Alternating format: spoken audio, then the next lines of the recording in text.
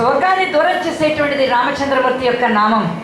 జననము మరణము అనేటువంటి శోకాల నుంచి దూరం చేసేది రామనామం అనుకుని అక్కడి నుంచి వెతుకుతూ వెళుతూ ఉంటే రావణాసురుడి యొక్క కొడికలు మందిరాలు కూడా చూశాట. వాడు మకరాక్షుడు అనేవాడు ఉన్నట్ట, అతి కాయుడు అనేటువంటి వాడు ఉన్నట్ట, అక్షకుమారుడు అనేటువంటి వాడు ఉన్నాడు, ఇంద్రజిత్తు అనే పేరు కలిగిన కొడుకులు ఉన్నారు. ఎందరో కొడుకుల మందిరాలందరినీ కూడా చూసుకుని అక్కడి నుంచి పుష్పక విమానం దగ్గరికి వచ్చారు హనుమంతుల వారు. రావణాసుడికి అత్యంత ఇష్టమైన పుష్పక విమానంలో భార్యామణి అయిన మండోదరినితో సహా నిద్రపోతున్నట్టు ఆయన నల్లని మినుముల రాసి పోసినట్లుగా ఉంది శరీరం. దాన్ని చూసి అనుకుంటున్నట్ట, అటువంటి ఆ శరీరాన్ని చూసి అహో రాక్షసరాజస్య అనుకున్నట్ట ఎవరు హనుమంతుల వారు. అలా అనుకున్న తరువాత ఆ తేజస్సుని చూసి ఆశ్చర్యపోతూ ఆయన పక్కనే ఉన్న మండోదరిని చూసి ఆహా ఈవిడ మా సీతమ్మే అనుకున్నాడు. అనుకుని ఉరుకున్నాడా, ఆ స్ఫోటయ్యామా నా చుచుంబ పుచ్చం అన్నట్ట. వెంటనే తోకం తీసి ఆ ముద్దు పెట్టుకున్నట్టు ఏకంగా కోతులు ఏదైనా సక్సెస్ చేశాయంటే ముందర కోతిని తీసి తోకం తీసి ముద్దు పెట్టుకుంటాయిట. అందులో హనుమంతుల వారికి దేన్నైనా ఒప్పుకుంటాడు కానీ తోకంటే మాత్రం చాలా ఇష్టమైంది. చాలా ఇష్టమైన శరీర భాగం కోతులకి తోక.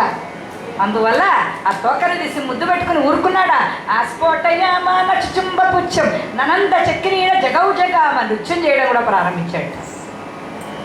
అలా నృత్యం కూడా చేయడం ప్రారంభించిన తరువాత అది చూచినటువంటి హనుమంతుడికి ఒకసారి ఏం ప్రవర్తిస్తున్నాను, ఏం చేస్తున్నాను, మా అమ్మ దేవేంద్రుడినే కన్నెత్తి చూడదే సీతమ్మ, ఈ దుర్మార్గుడైనటువంటి రావణాసురుడి దగ్గరికి వస్తుందా, ఈమె రావణాసురుడి దగ్గర ఉన్న సీతమ్మ కాదు, రావణాసురుని భార్య మండోదరీదేవి అయి ఉండవచ్చని అక్కడి నుంచి నీరసించి తిన్నగా సీతాదేవిని వెదికి వెదికి అలసిపోయి ఆఖరికి అశోకవనం దగ్గరికి వచ్చాట. ఇంకా లంకలో ఆయన వెతకనిది అదొక్కటే ఉందన్నమాట అశోకవనం. చూసి అనుకున్నట్ట సీత ఇచ్చట లేని వెడల చిచ్చు పెట్టేద లంకకంతకు. మొన్ననే యమధర్మరాజు గారు కనిపించారటండి. ఏమో యమ ఎలా ఉన్నావు అని అడిగారు హనుమంతుల వారు. ఎలా ఉన్నానేమిటి స్వామి, రావణాసురుడు మూలంగా ఎలా పడితే అలా ఉన్నామండి, ఏం బాలేదు, అసలు మా యమలోకంలో వర్కే లేదని అన్నట్టు. నీకెందుకు, నేను లంకా నగరానికి వెళుతున్నాను, మొత్తం వీళ్ళందరినీ కలిపి నీకు ట్రాన్స్పోర్ట్ చేసేస్తాను. లంకలో ఉన్నవాళ్ళు ఉన్నారు, రాక్షసులు పని పాటు లేకుండా బలిసిపోయి ఉన్నారు, వాళ్ళందరినీ కూడా పంపించేస్తాను ఏకంగా యమలోకానికి, కావలసినంత పని ఉంటుంది మీకు అన్నట్టు. అందువల్ల ఈ అశోకవనంలో సీతాదేవి లేకపోతే ఒక్క రాక్షసుని కూడా బతకనివ్వదు, అందరూ కూడా యమలోకానికి ట్రాన్స్ఫర్ అయిపోతారు అనుకున్నట్ట. సీత ఇచ్చట లేని ఎడలను చిచ్చు పెట్టేద లంకకంతకు పోతరించిన దుష్ట తనుజుల పోద్రోలే తను యముని చెంతకు. సీతాదేవి కానీ ఇక్కడ లేకపోయిందో వీళ్ళకు వినాశనం తప్పదు అనుకొని ఒక్కసారి రామనామ స్మరణం చేసుకొని ఒక్కసారిగా అడుగు పెట్టారట.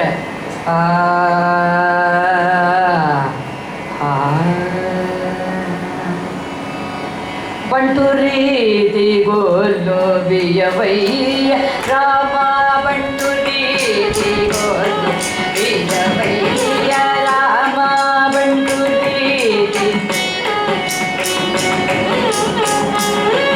బంటు రీతి గోల్లో బియ్యవయ్య రామ, బంటు రీతి గోల్లో బియ్యవయ్య రామ, బంటు రీతి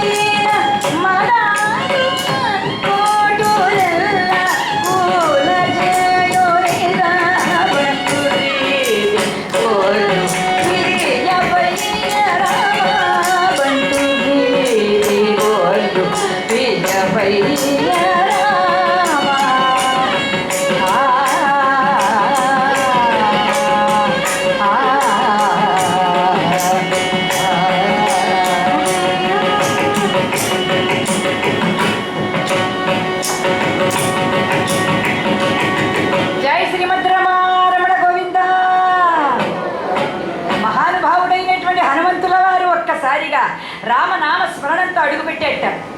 అడుగుపెట్టి చూసేటప్పటికీ ఒక అద్భుతమైన అశోక వృక్షం కింద 1000 మంది భయంకరంగా ఉన్నటువంటి రాక్షస స్త్రీల నడుమ సీతమ్మ వారు విరియబోసుకున్న కేశాలతో అలనాడు అనసూయాదేవి ఇచ్చినటువంటి ఏకైక వస్త్రం, ఆ వస్త్రంతో చెరగని కుంకుమతో ఎలా ఉందిట, సౌభాగ్యం జారిపోయినటువంటి స్త్రీలాగా, శాపగ్రస్తురాలైన దేవకన్యలాగా, నిధి దూరమైనటువంటి పేదలాగా అమ్మవారు రామచంద్రమూర్తికి దూరమై అంత శోకంలో కన్నుల వెంట కళ్ళ నీళ్లు కారిపోతూ ఉంటే పట్టించుకోకుండా శూన్యంలోనికి చూపులను చూస్తూ నోటి వెంట తెలియకుండానే రామ రామ అనేటువంటి ఆ రామనామాన్ని స్మరిస్తూ దుఃఖిస్తున్న సీతమ్మ వారిని చూచాడు ఆయన. చెక్కిట చెయ్యి చేర్చి వెక్కి వెక్కేడ్చుచు కన్నుల వేడి నీరు కార్చెదేలా, అట్టగట్టిన జుట్టు నట్టిటు పీకు కొంచు ఔరా రామాయని అరచదేలా, అవనిలో ధర్మము నిల్పావతరించు ఆది దంపతులారా ఓ సీతారాములారా, మా తల్లిదండ్రులార విరహమ్మన క్రాగుచుంటిరా మీరు. ధర్మాన్ని నిలబడినటువంటి పుణ్యాత్ములకి ఇన్ని కష్టాలా? అధర్మంగా బతికిన వాడేమో అంతఃపురాల్లో బంగారు మేడల్లో హాయిగా ఉంటాడు. ధర్మాన్ని నమ్ముకున్న రామచంద్రమూర్తి అడవులలో ఆ ధర్మశిరిని పెళ్ళాడిన సీతమ్మేమో రావణాసురుడి చెరలో. ఎంత ఈ దురదృష్టం కలిగింది ఈ మహాతల్లికి, ఎటువంటి దుఃఖం కలిగింది ఈ సీతమ్మ వారికి అని హనుమంతుడు దుఃఖిస్తూ ఎలాగైనా సీతమ్మ వారితో మాట్లాడాలి, అసలు ఇలా చూసేందుకు నేను వచ్చాను, అసలు నేను ఆత్మహత్య చేసుకుంటే బాగుండు అనుకున్నట్ట. అయ్యయ్యో ఇలాంటి పొరపాటు పనులు చేయకూడదు. ఎందుకు అనంటే మా సీతమ్మ జాడ ఎవరు చెప్తారు రాముడికి? మా రాముడికి ఏమన్నా ఆయనంటే సుగ్రీవుడు ఏమవుతాడు, లక్ష్మణుడు ఏమవుతాడు, అయోధ్యలో ఉన్న వాళ్ళు ఏమవుతారు, కిష్కింద వాళ్ళందరూ ఏమవుతారు? కాబట్టి నేను బ్రతుకుంటాననుకున్నాడు ఆయన. ఎలాగైనా సీతమ్మ వారితో మాట్లాడాలి అని చెప్పి సీతమ్మ కూర్చున్నటువంటి వృక్షం మీదకు ఎక్కి చిన్న రూపాన్ని ధరించి ఆకుల నడుమ తనను తాను దాచుకున్నట్టు. వెలిగిపోతోంది సీతమ్మ వారు. ఎలా వెలిగిపోతోంది? నొసట దిద్దుకున్నటువంటి కుంకంతో పాపిట మధ్యలో పెట్టినటువంటి సింధూరంతో ఉన్నట్ట అమ్మవారు. ఇందాక పెద్దలు మాట్లాడుతూ హనుమంతుడు సింధూర మారుతి సింధూర హనుమాన్ అన్నారు. పట్టాభిషేకం నాడు సీతమ్మవారు నొసటి పైన ఇక్కడ బొట్టు పెట్టుకున్న తరువాత అద్దంలో చూచి ఇక్కడ పాపిటకి ప్రారంభంలో ఇక్కడ ఆమె సింధూరాన్ని దిద్దుకుంటోందట. హనుమంతుడు అడిగట్ట, అమ్మ బొట్టు అనేటువంటిది ఇక్కడన్నా పెట్టుకుంటారు, లేదంటే నొసటి మీదన్నా పెట్టుకుంటారు, నువ్వేమిటమ్మా జుట్టు మధ్యలో పెట్టుకుంటున్నావు అని అడిగాడు. హనుమా, ఇది రామచంద్రమూర్తి యొక్క వారి యొక్క సౌభాగ్యాన్ని కోరుతూ వారి కలకాలం సకల ఐశ్వర్య భోగభాగ్యాలతో ఆనందంగా ఉండాలి, సామ్రాజ్య పదవిలో అయినా సుఖ సంతోషాలతో ఉండాలని ఆడవాళ్ళు భర్త గారి యొక్క సౌభాగ్యాన్ని కోరుతూ ఈ సింధూరాన్ని పెట్టుకుంటారు. హనుమ, ఇది కలిగితే రాముడికి రక్ష అంటాడు. అలాగా అమ్మ ఏం చేశాట, మొత్తం సింధూరం అంతా కూడా ఒక బస్తాను సింధూరం తెచ్చేసుకున్నట్ట మహానుభావం. ఒళ్ళంతా పూసేసుకుని సీతారాములు ఆ పట్టాభిషేకం చేసుకున్న తరువాత సింహాసనంలో కూర్చుంటే అక్కడికి వచ్చాట, జై శ్రీరామ్, జై సీతారాం, జై శ్రీరామ్ అన్నట్ట. ఏమిటి నాయన హనుమ, ఈ సింధూరం అంతా ఇలా ఒళ్ళంతా పూసేసుకున్నావు ఏమిటయ్యా అని. అమ్మా, నువ్వు నొసటి మీద పూసుకుంటేనే కాసింత సుందరం పెట్టుకుంటే రాముడికి అంత శుభం కలుగుతుంది అని అంటే, నేను ఒళ్ళంతా పూసుకున్నానంటే రాముడికి ఇంకెంత శుభం కలుగుతుందో కదా అమ్మ, అందువల్ల ఈ సింధూరాన్ని ఒంటికి పూసుకున్నాను. అప్పుడు అమ్మవారు రామచంద్రమూర్తి ఆశీర్వదించారట. ఎటువంటి నిర్మలమైన భక్తి హనుమాన్ ఇది, ఈనాటి నుంచి ఈ సింధూరాన్ని పూసుకున్నావే నీవు సింధూర మారుతిగా పూజింపబడతావు. ఎవరైతే నీవు పూసుకున్నటువంటి సింధూరాన్ని వాళ్ళు ధరిస్తారో వారికి భూత ప్రేత పిశాచ బాధలు కానీ, వారికి దారిద్ర్యం కానీ, అనారోగ్యాలు కానీ దూరమయ్యి నీ సింధూర మారుతిని పూజించినటువంటి వారికి పరిపూర్ణమైనటువంటి సీతారామ రక్ష జరుగుతుంది వాళ్ళకి. అందువల్ల మారుతి ధరించినటువంటి సింధూరాన్ని ధరిస్తే ఏమవుతుందంటే రక్ష రామరక్ష మనకు కలుగుతుందట. అందువల్ల ఈ సింధూర మారుతి ఇక్కడ ప్రతిష్ఠింపబోతున్నారు. అవధూతేంద్ర స్వామి వారు సద్గురువుల యొక్క మహాదివ్య సంకల్పంలో ఓ అద్భుతమైనటువంటి మారుతి మహాలయం ఇక్కడ నిర్మాణం కాబోతోంది. ఆ నిర్మాణం పూర్తయి మళ్ళీ ఆ ప్రారంభం నాడు మాకు కూడా ఒక హరికథాగానానికి అవకాశం ఇస్తారని నేను పెద్దలందరినీ కూడా కోరుతూ, వైభవంగా మీ మనోరథం నెరవేరాలి. నిర్విఘ్నంగా మహాపురుషుల యొక్క సంకల్పానికి ఎదురు ఉండదు. లక్ష్మీదేవి వచ్చి తాండవం చేస్తుంది. అక్కడ విశ్వకర్మ గారు వచ్చి ఏకంగా దేవశిల్పి ఇక్కడ ఆంజనేయ దివ్యమైనటువంటి మహాలయాన్ని నిర్మాణం చేస్తారు. అందులో నసంశయ మహాపురుషుల యొక్క దృఢ సంకల్పం, వారి నోటి వాక్యమే వారి యొక్క సౌభాగ్యం మన హ్యూస్టన్ పట్టణానికి పట్టబోతోంది. అది 100% కూడా నిజమవుతుందని హృదయపూర్వకంగా భావిస్తూ ఆంజనేయ వరద గోవింద. అలా ఉన్నటువంటి సీతమ్మ వారిని చూచి ఎప్పుడు మాట్లాడేందుకు అవకాశం వస్తుందా అని చూస్తున్న సమయంలో తెల్లారగానే రావణాసుడికి సీతాదేవిని చూడాలని కోరిక కలిగిందట. మంచి సెంట్లు, మంచి అత్తర్లు అవన్నీ కూడా బాగా స్ప్రే బాగా చేసుకుని మంచి పట్టు వస్త్రాలను కట్టుకుని మంచి నగలన్నీ కూడా ఆయన అలంకరించుకొని వాడు వస్తున్నట్ట. పక్కనే ఉన్న రాక్షసులు ఉన్నారు. వాడు చూసేవేమే, అసలు వాడు పొట్ట చూసావా, ఏదైనా బస్తాన్ని మింగేసినట్టుంది, కొండను మింగేసినట్టుంది తప్ప బొజ్జలా ఉందా వాడికి? ఇన్ని అలంకారాలు కావాలి, పట్టుపుట్టాలు కట్టుకుని వస్తున్నాడు, పెద్ద కస్తూరి తలకాలు పెట్టుకున్నాడు, ఆభరణాలు కూడా వేసుకున్నాడు చూడ వికార రూపానికి అని వాడు ఆశ్చర్యపోతూ ఉంటే 10 మంది భార్యామణులను అందగత్తెలను వెంట పెట్టుకొని తానెంత గొప్పవాడు చెప్పడానికి వచ్చాట. సీత నమస్కారం అన్నట్ట. వీడి మొహమ్మంట వీడు కనిపించినప్పుడు నమస్కారం పెడుతూ ఉంటాడు నాకు అంటే సీతమ్మ వారు పక్కనే ఉన్న గట్టి పొరకను అడ్డంగా పెట్టుకుందట అమ్మవారు ఒక దర్భని. ఏమండి, ఎందుకంటే వీడు నమస్కారం పెడతాడు అమ్మవారికి? నిజమే, మరి నమస్కారం పెట్టాలనిపిస్తుంది. గత జన్మలో వీడి శరీరం ఏమిటండి? ఈ శరీరం ఉపాధిమో పోయిన జన్మలో ఆయన గారిదేమో ఎప్పుడో వైకుంఠంలో లక్ష్మీనారాయణలను సేవిస్తూ ఉండేవాడు. ఇప్పుడు రాక్షసుడే పుట్టాడు. అందువల్ల సీతమ్మవారిని తీసుకొచ్చారు. ఈ శరీరం సీతాదేవిని కోరుకుంటూ ఉంటుంది, ఈ లోపల ఉన్న జీవుడేమో సీతమ్మవారిని మహాలక్ష్మిలా పూజిస్తూ ఉంటాడన్నమాట. అందువల్ల సీతా నమస్కారం అన్నాడు.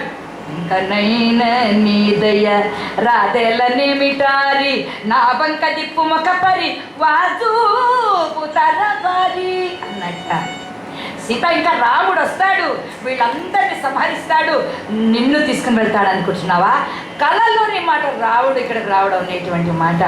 ఇప్పటికైనా నన్ను పెట్టాడు సుఖాలతో ఉండంటే సీతాదేవి అందట, జాతి నీ దిలంచవని చదువంతయు చట్టుముట్ట దేవుడు నీ తలలెల్ల కొట్ట అందుతావిడ. ఇంత భయంకరంగా నన్ను తిట్టిన వాడు ఎవరు లేరు అసలు. ఇన్ని తిట్లు తింటాను అనుకోలేదు నేను అసలు. ఇలాంటి తిట్లు కూడా ఏమైనా ఉంటాయేమిటో అని ధాన్యమాన్ని సీతను చూసే నేర్చుకుంటామంటే మిమ్మల్ని ఎలా తిట్టాలో అంటే ఆవిడ తిడుతోందిట. రాముడు కల్పవృక్షము నీవు ముది బొమ్మ జముడు తుప్పవు అందిట.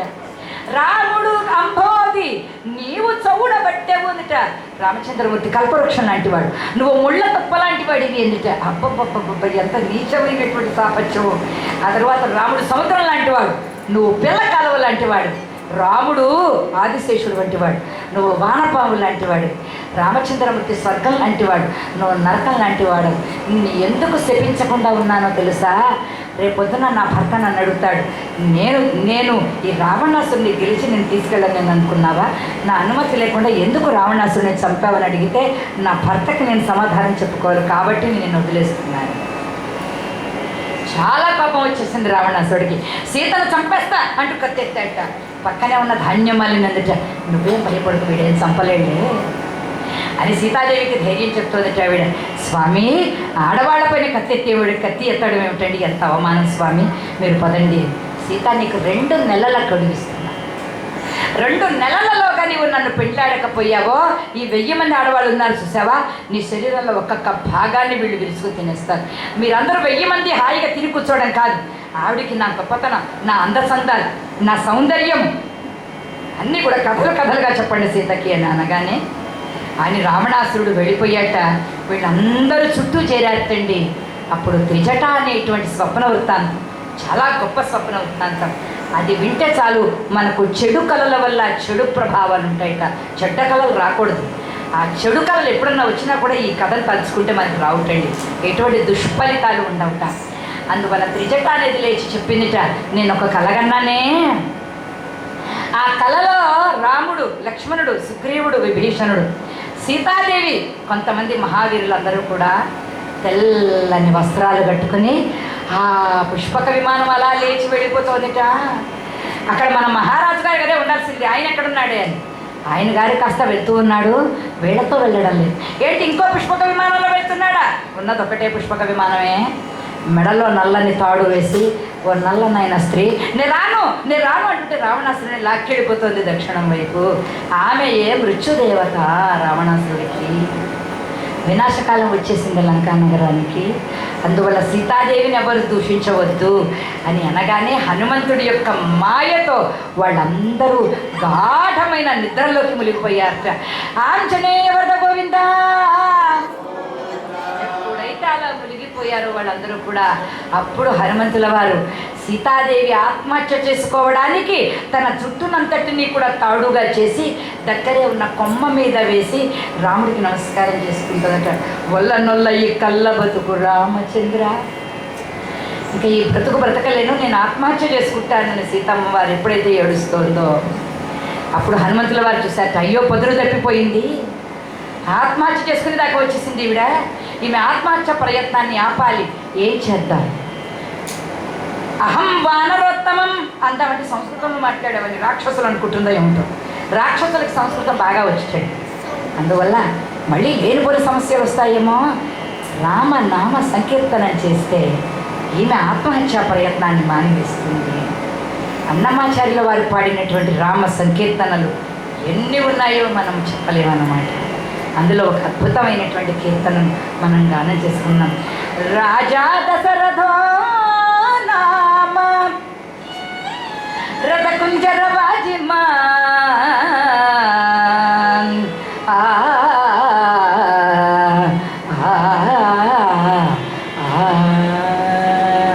రాజా రామచంద్రమూర్తికి వీడివో అల విజయ రాఘవుడు కోడిమి కొల్లుకున్న పొదలి. వీడివో అల విజయ రాఘవుడు కోడిమి కొల్లుకున్న పొదలి. చెయ్య కోడిమి కొల్లుకున్న పొదలి. వీడివో అల విజయ రాఘవుడు కోడిమి కొల్లుకున్న పొదలి. చెయ్య కోడిమి కొల్లుకున్న పొదలి. రాముడు లోకాభిరాముడు గుణరాముడ సురల గుణమనుడు. రాముడు లోకాభిరాముడు గుణరాముడ సురల గుణమనుడు. తామర కన్నుల దశరథ తనయుడు మోముననువి మొక్కవి తెలియ. తామర కన్నుల దశరథ తనయుడు మోముననువి మొక్కవి తెలియ. తామర కన్నుల దశరథ తనయుడు మోముననువి మొక్కవి తెలియ. వీడివో అల విజయ రాఘవుడు కోడిమి కొల్లుకున్న పొదలి. తెలియ కోడిమి కొల్లుకున్న పొదలి. కోదండధరుడును గురు కిరీటపతి కోరిక సురముని పూజితుడు. ఆదిమ పురుషుడు అమ్ముడవరుడు నీతి చూపులు ఇంకే తెలియ. ఆదిమ పురుషుడు చూపులు ఇంకే తెలియ.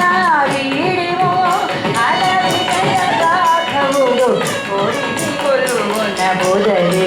తెలియ కోడిమి కొల్లుకున్న పొదలి. తెలియ కోడిమి కొల్లుకున్న పొదలి. రామ రామ జయ రామ రామ రఘు రామ రామ రఘు రామ రామ రామ రఘు రామ.